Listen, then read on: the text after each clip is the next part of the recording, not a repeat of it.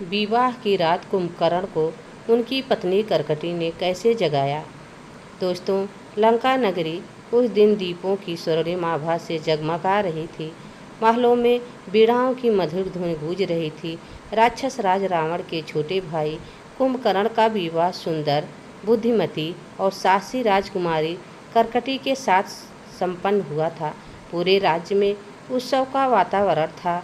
देवताओं तक ने उस भव्य आयोजन की चर्चा सुनी। कुंभकर्ण अपनी अपार शक्ति के साथ साथ अपने लंबे निद्रा वरदान के कारण भी प्रसिद्ध था। विवाह के बाद सभी को एक ही चिंता थी, यदि कुंभकर्ण सो गया तो उन्हें जगाएगा कौन। रात गहराने लगी। विवाह की सभी रस्में पूरी हो चुकी थी। करकटी को राजमहल के उस विशाल कक्ष में ले जाया गया जहाँ कुंभकर्ण विश्राम करने वाले थे। कुछ ही देर में कुंभकर्ण ने मुस्कुराकर अपनी पत्नी से कहा, आज का दिन बहुत लंबा था। यदि मुझे नींद आ गई तो शायद मुझे जगाना कठिन होगा। करकटी ने हंसते हुए उत्तर दिया, स्वामी चिंता मत कीजिए, मैं आपको अवश्य जगा लूँगी। लेकिन जैसे ही कुंभकर्ण ने पलंग पर सिर रखा, कुछ ही क्षणों में उनकी भारी सांसों की गूंज पूरे कक्ष में फैल गई। ऐसा लग रहा था मानो बादल गरज रहे हों। महल के सेवक एक दूसरे का चेहरा देखने लगे। सब समझ गए कि कुंभकर्ण गहरी नींद में जा चुके हैं। करकटी ने पहले धीरे से उनका नाम पुकारा, स्वामी कुंभकर्ण। कोई उत्तर नहीं मिला। फिर उन्होंने थोड़ा ऊंची आवाज़ में कहा, आर्यपुत्र जागिए। फिर भी कोई प्रतिक्रिया नहीं हुई। उन्होंने पास रखी छोटी सी घंटी बजाई। उसकी मधुर धुन पूरे कक्ष में फैल गई, पर कुंभकर्ण की नींद पर उसका कोई प्रभाव नहीं पड़ा। अब करकटी ने महल की दासियों को बुलाया। सभी ने मिलकर शंख बजाया। शंखनाद की गंभीर ध्वनि दूर दूर तक सुनाई दी, लेकिन कुंभकर्ण वैसे ही गहरी नींद में सोते रहे। कुछ सैनिकों ने बड़े नगाड़े बजाने शुरू किया। ढोल और नगाड़ों की गूंज से पूरा राजमहल कांप उठा। फिर भी कुंभकर्ण की पलकों में कोई हलचल नहीं हुई। करकटी ने मुस्कुराते हुए कहा, लगता है केवल शोर से काम नहीं चलेगा। उन्होंने रसोइयों को आदेश दिया कि कुंभकर्ण के प्रिय व्यंजन तैयार किए जाएं।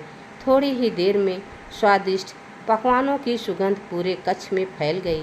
कहा जाता है कि कुंभकर्ण को स्वादिष्ट भोजन बहुत प्रिय था। सुगंध धीरे धीरे उनके पास पहुंची। कुंभकर्ण ने नींद में हल्का सा करवट बदली, लेकिन फिर शांत होकर सो गए। अब करकटी ने एक और उपाय सोचा।